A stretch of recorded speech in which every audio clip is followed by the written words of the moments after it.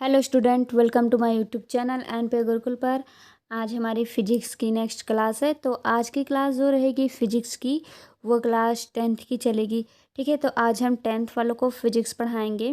तो आज हम क्लास 10th में जो पॉइंट पढ़ाएंगे वो क्या है, वो है विद्युत आवेश के प्रकार। ठीक है, हम आज आपको बताएंगे विद्युत आवेश के प्रकार के बारे में कि कितने टाइप्स के इलेक्ट्रिक चार्ज होते हैं, वो हम आपको बताएंगे। ठीक है, चलिए हम आपको बता देते हैं विद्युत आवेश के प्रकार। तो देखिए विद्युत आवेश के प्रकार। ठीक है, विद्युत आवेश निम्नलिखित दो प्रकार का होता है। ठीक है, विद्युत आवेश निम्नलिखित कितने प्रकार का होता है? दो प्रकार के होते हैं। ठीक है, फर्स्ट वाला देख लीजिए, ये फर्स्ट है धनावेश। ठीक है, इसको क्या बोलते हैं? इसको पॉजिटिव चार्ज कहते हैं। और सेकंड क्या है? ऋणावेश। ठीक है, इसको बोलते हैं निगेटिव चार्ज। ठीक है, तो धनावेश क्या है हम आपको उसको बता देते हैं, और ऋणावेश क्या है उसको आपको बता देते हैं। तो चलिए सबसे पहले आपको धनावेश के बारे में बता देते हैं, इसका एग्जाम्पल भी बता देंगे हम आपको। तो चलिए,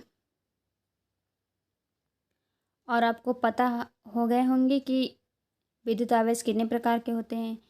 फर्स्ट हमने बताया धनावेश, सेकंड क्या बताया? ऋणावेश। ठीक है, तो चलिए हम आपको धनावेश के बारे में बताते हैं अब। तो देखिए धनावेश क्या है।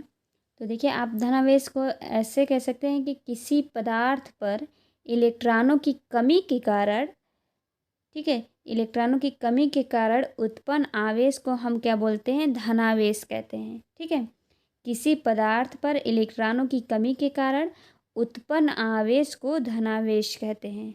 ठीक है, और एग्जाम्पल इसका देख लीजिए, हम आपको बता देते हैं एग्जाम्पल को। देखिए आप यदि एक कांच की छड़ लेंगे, ठीक है, यदि एक कांच की छड़ को रेशम के कपड़े पर रगड़ा जाता है, ठीक है, आप रगड़ोगे कि रेशम के कपड़े पर कांच की छड़ को, तो आप देखोगे कि कांच की छड़ पर जो है, कांच की छड़ पर इलेक्ट्रॉनों की क्या होती है? कमी हो जाती है। ठीक है, जिस कारण कांच की छड़ धनावेशित हो जाती है। ठीक है, आप फिर से एग्जाम्पल को समझ लीजिए। क्या हमने बताया है कि यदि एक कांच की छड़ को आप रेशम के कपड़े पर रगड़ेंगे, तो आप देखेंगे कि कांच की छड़ पर इलेक्ट्रॉन की कमी हो जाती है। ठीक है, जिस कारण कांच की छड़ जो है वो धनावेशित हो जाती है। ठीक है, आपको समझ में आ गए होंगे एग्जाम्पल। और हमने पॉजिटिव चार्ज बताया है, यानी कि धनावेश क्या है, धनावेश का एग्जाम्पल आपको भी समझ में आ गए होंगे। और देखिए निगेटिव चार्ज क्या है, अब उसको बारे में बता देते हैं हम। अब देखिए निगेटिव चार्ज यानी कि ऋणावेश क्या है। देखिए क्या है कि किसी पदार्थ पर, ठीक है, किसी पदार्थ पर इलेक्ट्रॉन की अधिकता के कारण उत्पन्न आवेश को हम क्या बोलते हैं? ऋणावेश कहते हैं। ठीक है, किसी पदार्थ पर इलेक्ट्रॉनों की अधिकता के कारण उत्पन्न आवेश को हम क्या बोलते हैं? ऋणावेश कहते हैं। ठीक है, जैसे कि आपने पॉजिटिव चार्ज में देखा, यानी कि धनावेश में आप देखते हैं कि किसी पदार्थ पर इलेक्ट्रॉनों की वहाँ पे क्या होती है? वहाँ पर इलेक्ट्रॉनों की कमी के कारण उत्पन्न आवेश को क्या बोलते हैं?